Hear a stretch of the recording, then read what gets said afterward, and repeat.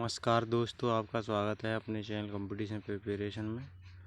आज है 14 सितंबर 2020 की और हम बात करने जा रहे हैं आज के इम्पोर्टेंट करंट अफेयर्स के बारे में।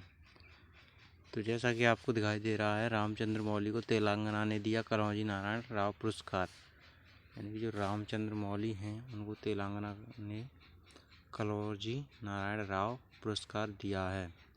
इसके बारे में थोड़ा जान लेते हैं। तेलंगाना राज्य के वर्तमान मुख्यमंत्री चंद्रशेखर राव ने साहित्य भवन में प्रख्यात साहित्यकार रामचंद्र मौली को कलौजी नारायण राव पुरस्कार से सम्मानित किया। मुख्यमंत्री ने रामचंद्र मौली को कलौजी नारायण राव साहित्य पुरस्कार के साथ 1,11,000 कितना है ये रुपए की नकद राशि प्रदान की है। कर्नाटक सरकार ने लॉन्च की देश की पहली एकीकृत एम्बुलेंस सेवा। जो कर्नाटक सरकार है उसने देश की पहली एम्बुलेंस एकीकृत सेवा शुरुआत की है। कर्नाटक राज्य के मुख्यमंत्री BS येदियुरप्पा ने अंतर्राष्ट्रीय क्रिटिकल एयर ट्रांसफर टीम के सहयोग से देश की पहली एकीकृत एम्बुलेंस सेवा शुरू की है। कर्नाटक सरकार ने इस सेवा को बेंगलुरु में जक्कुर एरोड्रोम में शुरू किया है। इस एकीकृत वायु एम्बुलेंस सेवा को international critical air transfer team Bengaluru और Hindustan aeronautical limited airport aviation technology firm क्याथी के सहयोग से चालू किया गया है। कर्नाटक की राजधानी का नाम बेंगलुरु। कर्नाटक के वर्तमान प्रधानमंत्री BS येदियुरप्पा। कर्नाटक राज्य के वर्तमान राज्यपाल हैं वाजुभाई वाला। टोनी एबोट बने हैं ब्रिटिश देश के व्यापारिक सलाहकार। जो ऑस्ट्रेलिया के पूर्व प्रधानमंत्री थे टोनी एबोट, वो ब्रिटेन देश के पूर्व व्यापारिक सलाहकार बन चुके हैं। वर्ष 2013 से 15 तक ऑस्ट्रेलिया देश के प्रधानमंत्री टोनी एबोट ब्रिटेन देश के नए व्यापारिक सलाहकार पद पर नियुक्त हुए। पिछले दिनों महिलाओं और समलैंगिकों और पर्यावरण परिवर्तन जैसे विशेष मुद्दों पर विवादित विचारों और रूढ़िवादी रवैया की वजह से ब्रिटेन में टोनी का विरोध हुआ, परंतु सरकार ने सभी मुद्दों को दरकिनार करते हुए उन्हें इस पद पर नियुक्त किया है। उन्होंने सिडनी विश्वविद्यालय से कानून एवं अर्थशास्त्र में स्नातक की डिग्री के ऑक्सफोर्ड विश्वविद्यालय में रॉड्स स्कॉलर भी रह चुके हैं। इसके बाद आपको ये दिखाई दे रहे हैं प्रसिद्ध बॉलीवुड अभिनेत्री डायना रिंग का हुआ निधन। प्रसिद्ध बॉलीवुड अभिनेत्री हैं डायना रिंग, इनका निधन हो चुका है। गेम ऑफ थ्रोन्स और ब्रॉन्ड स्टार डायना रिंग का 82 साल की आयु में निधन हुआ। इन्होंने गेम ऑफ थ्रोन्स में ओलेना टायरेल की भूमिका निभाई थी। इन्हें जेम्स ब्रॉन्ड की प्रसिद्ध film on her majesty secret service में भी काम किया है। उन्हें एमी पुरस्कार, टोनी पुरस्कार, बाफ्टा पुरस्कार में भी सम्मानित किया जा चुका है, जो थिएटर शो और शास्त्रीय थिएटर भूमिकाओं का लोकप्रिय सामान है। इसके बाद बांग्लादेश ने फर्जी सूचना और अफवाहों के लिए शुरू किया रियल शुगर अभियान। बांग्लादेश ने जो फर्जी अफवाहें होती हैं उनके खिलाफ रियल शुगर अभियान शुरू किया है।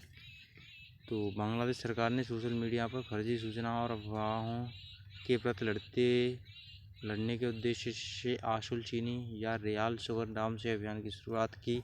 इसके लिए राज्य सरकार में डिजिटल प्लेटफॉर्म विकसित किया है, जो कि ऑनलाइन सोशल नेटवर्किंग साइटों पर चल रहे फर्जी Durbar21.org अफवाहों पर रोक लगाएगा। इस प्लेटफॉर्म को विकसित करने का मुख्य उद्देश्य में शांति बनाए रखना और लोगों की अफवाहों से ज़्यादा ध्यान देना रखा गया था। अब ये आगे देखते हैं। नॉर्थरॉप ग्रूमैन में कल्पना चावला के नाम पर रखा स्पेसक्राफ्ट का नाम। जो कल्पना चावला थी उनका नॉर्थरॉप ग्रूमैन में कल्पना चावला का नाम रखा गया है, यानी कि स्पेसक्राफ्ट में नॉर्थरॉप ग्रूमैन NG-14 सिग्नस अंतरिक्ष यान का नाम अमेरिकी स्पेस एजेंसी ने कल्पना चावला के नाम पर रखने की घोषणा की। यह विमान एक मालवाहक अंतरिक्ष यान होगा, जिसका नाम भारत की पहली महिला अंतरिक्ष यात्री के नाम पर रखा गया है। नासा की सहयोगी कंपनी नॉर्थरॉप ग्रूमैन ने नासा के इतिहास की प्रसिद्ध भारतीय महिला अंतरिक्ष यात्री के सम्मान में यह करने की घोषणा की। जम्मू कश्मीर राज्य में शुरू की गई कैनबिस दवा परियोजना। जम्मू कश्मीर में Indian institute of integrative medicine ने कनाडा के सहयोग से पहली बार कैनबिस भांग दवा परियोजना शुरू की। भांग जैसी नशीले पदार्थों का उपयोग कैंसर, मधुमेह आदि से पीड़ित रोगियों के लिए दर्द निवारक दवाइयों में किया जाता है, जिसकी अनुमति अब सरकार ने दे दी है।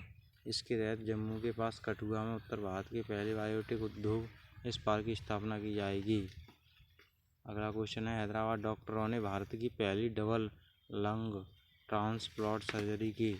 डॉक्टर संदीप अत्तावर के नेतृत्व में सर्कोइडोसिस से पीड़ित व्यक्ति के दोनों लंग ट्रांसप्लांट की सर्जरी को सफलतापूर्वक किया गया।